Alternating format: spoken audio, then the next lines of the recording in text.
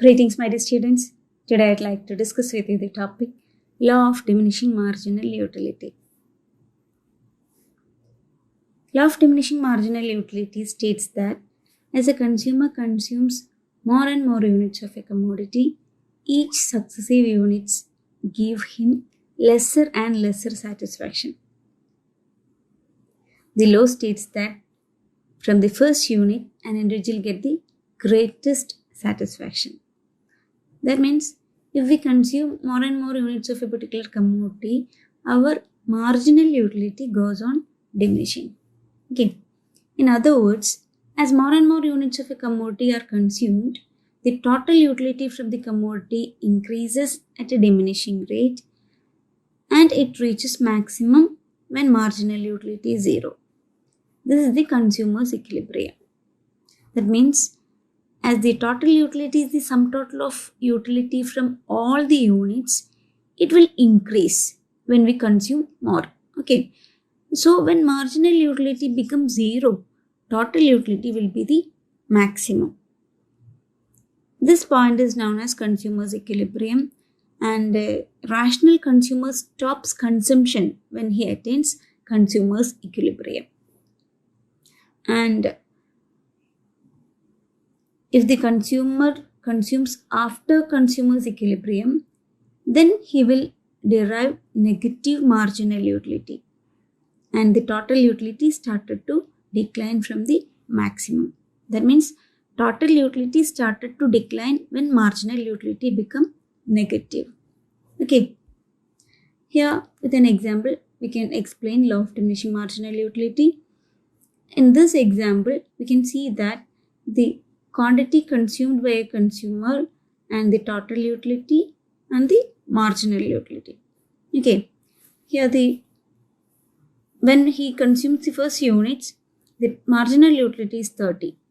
Then when the consumer consumes more units, the marginal utility is decreasing like 30 to 25, then 25 to 20, then it again decreases to 15, then 8, then 0, then it becomes negative. Firstly, it becomes negative 10, then negative 25. Okay. So the total utility means the sum total of all the utility from all the units. Okay. So the total utility of the consumer when he consumes the first unit is 30. When he consumes the second units, the total utility is 30 plus 25, that is 55. And when the customer consumes the third unit, the total utility is 30 plus 25 plus 20, that is 55 plus 20, that's equal to 75 is the total utility when the consumer consumes third unit. Okay. Likewise, the total utility is also increasing. Total utility is increasing. But when the consumer's marginal utility is 0, at this level, total utility will be the maximum. And here, at the point of 6th unit, that when the total utility is 98, that is the consumer's equilibrium here. And after that, the total utility started to decline. Okay. So in the case of law of diminishing marginal utility, total utility is maximized at the point where marginal utility is 0 and total utility started to fall when marginal utility is negative. Okay. And here in this graph, we can see the marginal utility with the green line and total utility with the red line. And marginal utilities goes on diminishing, but total utility is increasing in the first stage and it attains the maximum and finally it started to decline. Okay. So this is the relationship between marginal utility and total utility. If a consumer consumes more and more units of a commodity, his marginal utility will decline in the first stage and then it attains 0 and finally it becomes negative. And in the case of total utility increases at a diminishing rate in the first stage, then it attains maximum and finally it declines. Okay. And assumptions of the law of diminishing marginal utility. First assumption is that the units of commodity are identical or homogeneous.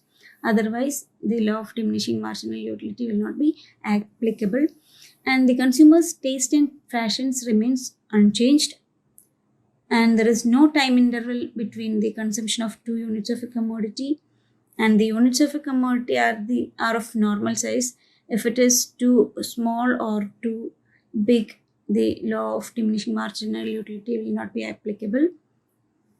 And there should be no change in the income and price of goods. That is another assumption.